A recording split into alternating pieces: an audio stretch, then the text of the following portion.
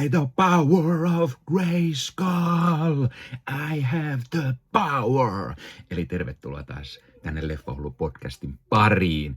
Sitten oli aika astua Eterniaan ja arvostelussa siis uusi He-Man elokuva Masters of the Universe, joka tuli juuri ensi iltaan.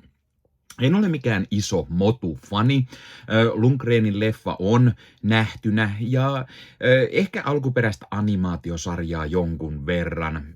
Lapsena oli muutamia leluja ja näin, mutta en ollut mitenkään niin kuin iso fani ja muuten Motu ei ole mitenkään järin tuttu itselle. Tai ainakin kuvittelin näin. Jotain muistikätköistä kaivelin, kun tätä leffaa katselin. Mutta siis tämä leffa kiinnosti itseä jostain syystä silti. Ja traileri näytti varsin hyvältä, niin miksipä ei. Ja varsinkin kun kyseessä on taas selvästi tämmöinen kunnon ison luokan kesä-blockbuster-leffa.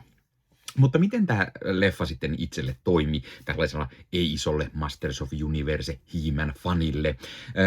Millainen leffa se oli? Miten näyttelijät suoriutuivat? Miten musiikit toimi? Lavastus, kuvaus, jäni. Niin se selviää tuota pika-arvostelussa. Mutta totta kai täytyy ensin mainita, että hei, jos katsot YouTuben puolelta, pistä peukkuun, jos tykkäät tästä, pistä kanava tilaukseen, muistutukset kellosta päälle näitä aina, koska tulee uutta sisältöä.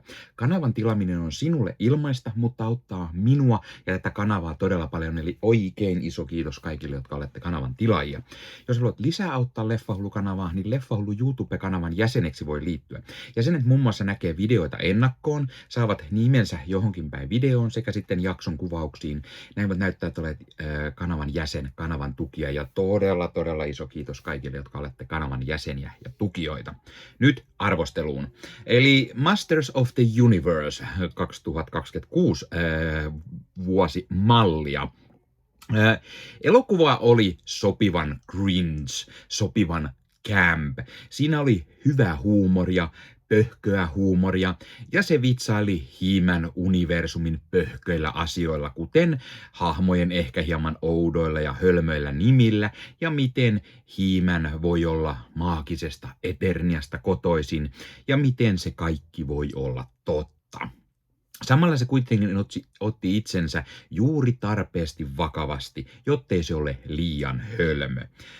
Vaikka osa vitseistä ehkä toistuu liian monta kertaa, kuten läppä siitä juuri, että miksi Eternian hahmot on saaneet hieman hölmöt nimensä, kuten Fisto, Mechanic tai Ram Man, niin silti huumori oli varsin toimivaa ja tarpeeksi camp-mäistä ja hyvin sellaista kasarisen animaation tyylistä. Elokuva näytti hyvältä, se tuntui hyvältä. Se oli lavastettu ja puvustettu mahtavasti. Siinä oli hiton kovat musiikit. Siinä oli hienot erikoistehosteet, todella näyttävät, todella hyvä tarina ja hyvät näyttelijät, jotka tekivät hyviä roolisuorituksia.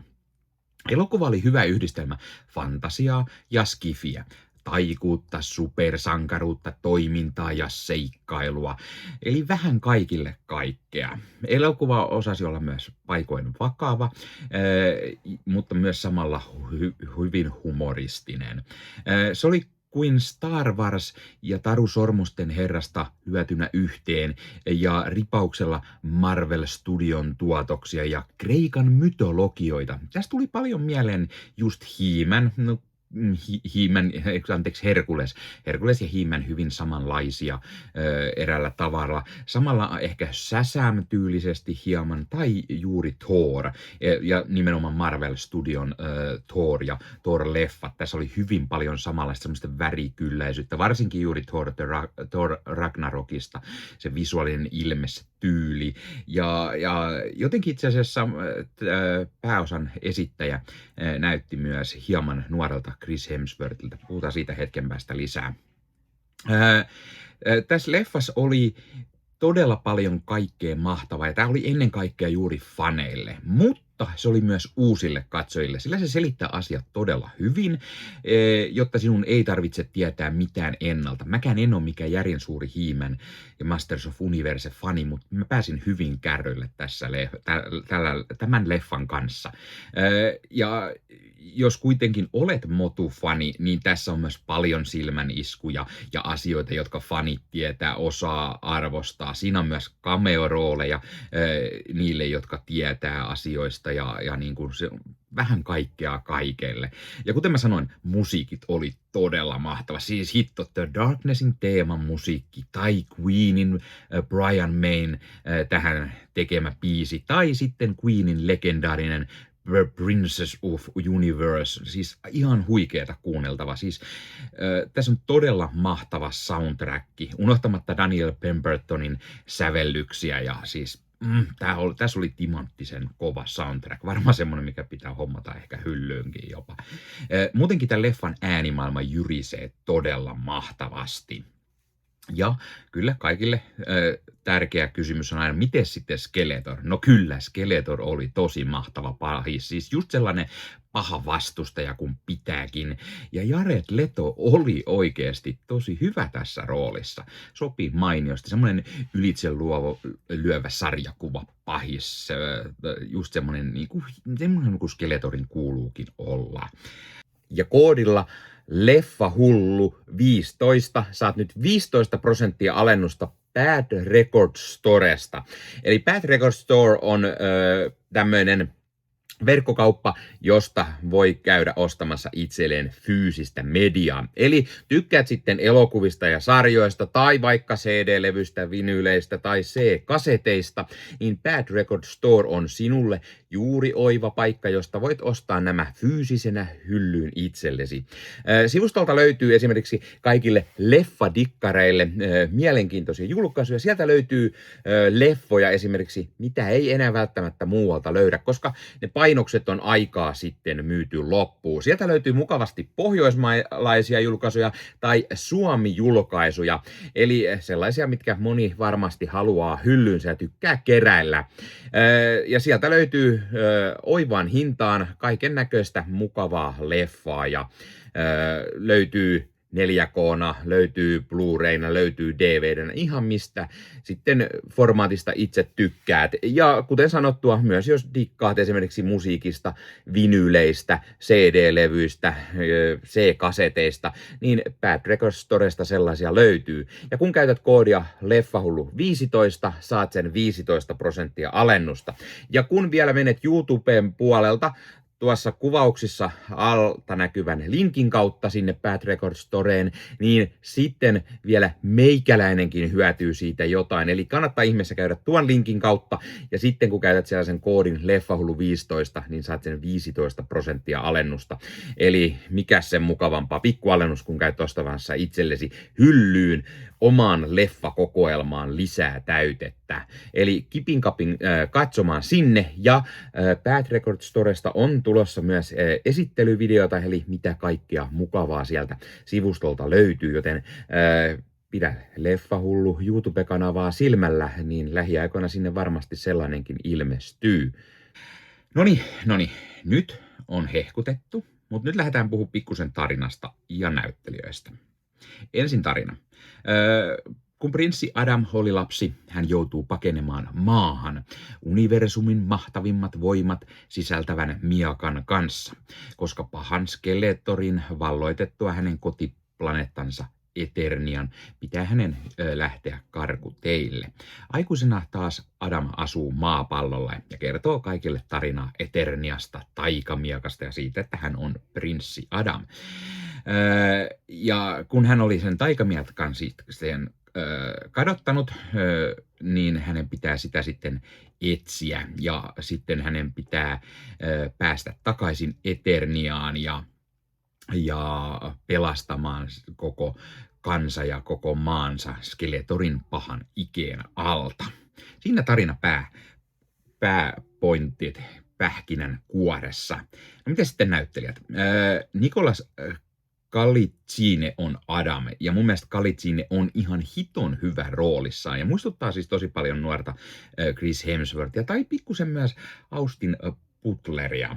Ja mun mielestä hän onnistui tosi hyvin roolissa. Ja Jared Leton Skeletor on todella hyvä, kuten sanoinkin. Elokuvassa nähdään myös James Purefoy ja Charlotte Riley Adamin vanhempina, Eternian kuningas Randorina ja kuningatar Marlenana. Idris Elba näyttelee kuninkaankaardin päällikköä, asemies Duncania, joka on yllätys. Idris Elba on siis tämän näyttelijäkaartin se karismaattisin ja mahtavin esiintyjä. Camila Mendes näyttelee asemiehen tytärtä Teelaa. Morena Baccarin taas Harmaakallon linnaa suojelevana velhottarena. Alison Brie on Skeletorin uskollinen oikea käsi Evil Lynn. Ja lisäksi menossa on mukana monia tuttuja Masters of Universe-hahmoja, kuten taistelurobotti Roboto, äänenä Kristen Wiig, ja sitten tämä Adamin Battlecat, tiikeri, jota ääni näyttelee Tom Wilton. Adamin kasvutarina on todella hyvin ja kelvollisesti rakennettu, ja Kalitzine onnistuu olemaan tosi uskottava. Niin aluksi pelokkaana Adamina, kuin hissukseen rohkaistuvana ja voimamiekan myötä suureksi sankariksi nousevana lihaksikkaana He-Manina. Elokuvan on ohjannut Travis Knight, joka tunnetaan elokuvista Bumblebee, eli se Transformers live-action spin-off-leffa, ja animaatioleffasta Kupo ja Samurai-seikkailu. Tästä tarinasta vastaa Aaron Nee, Adam Nee, Alex Litvak, Michael Finch, Chris Butler, David Callahan, eli kirjoittajia on vaikka ja kuinka paljon. Tässä varmaan myös huomioidaan ne, jotka tässä aiemmin on ollut mukana, koska tämä projekti on ollut vuosikausia tekeillä. Mä pidin siitä, miten avoimesti ja lämpimästi tämä elokuva tuo niin kuin se kunnioittaa Masters of Universe-franchisea kaikkien sen hölmömpienkin puolien kanssa. Siis selvästi on päästy yli siitä ajasta, jolloin sarjakuvien ja piirrossarjojen elokuva-adaptaatioiden piti olla todella synkkiä, totisia ja vakavia, vaan tässä on hyvin sitä henkistä huumorista ja tämä ei ota itseään turhan vakavasti.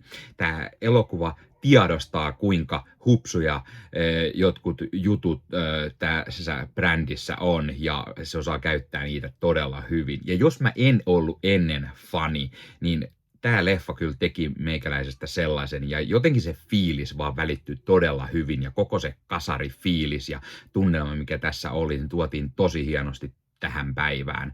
Ja kun Adam eka kertaa nostaa miakan, avaa voimansa, muuntautuu He-Maniksi, niin hitto iho menee kyllä niin kananlihalla ja onnen kyyneleetkin tuli silmiin, ja mä en edes ole iso He-Man-fani. Joten siis mitenköhän tämä leffa toimi niille, jotka on oikeasti tosi isoja faneja. Siis musta tuli sen verran fania, että nyt mä kyllä suuntaan Netflixiin katsomaan näitä uusia motu-animaatiosarjoja, vähän perehtyy lisää tähän näin. Siis tää oli tosi iso yllätys meikäläiselle. Tää avaa hienosti tämän kesän blockbuster-kauden. Mä annan arvosanaksi.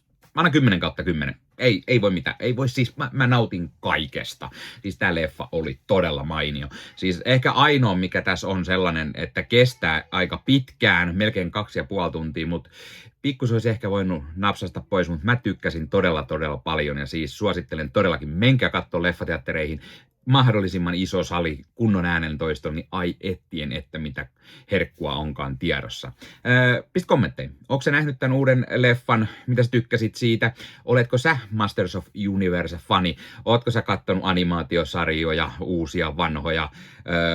Ootko sä keräillyt He-Man ukkeleita tai ootko sä nähnyt Dolph Lundgrenin leffan tai perehtynyt muihin, kuten sarjakuviin tai näin. Mikä on sun suhde Masters of Universeen?